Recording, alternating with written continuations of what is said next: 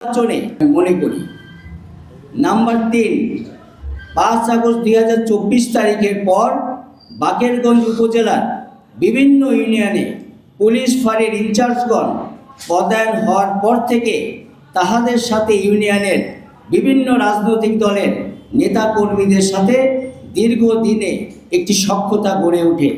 এর প্রেক্ষিতে সকল ফাঁড়ির ইনচার্জদেরকে আমি দ্রুত প্রত্যাহারপূর্বক অন্য জেলা থেকে নতুন ইনচার্জ দায়িত্ব দেওয়ার জন্য অনুরোধ করছি।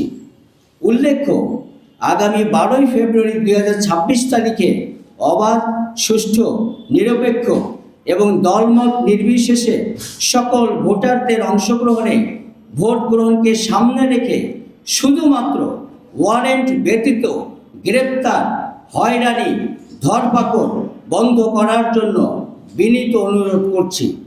অতএব জেলা প্রশাসক বরিশাল ও রিটার্নিং অফিসার বরিশাল মহোদয়ের কাছে আমার বিনীত আবেদন, যাহাতে বাকেরগঞ্জ উপজেলার ইউনো, এসপি সার্কেল বাকেরগঞ্জ এবং বাকেরগঞ্জ উপজেলার বিভিন্ন ইউনিয়নের সকল পুলিশ ফাঁড়ির ইনচার্জগণকে অতি দ্রুত 48 ঘন্টার মধ্যে প্রত্যাহারপূর্বক নতুন করে পদায়নের জন্য বিনীত আবেদন করছি।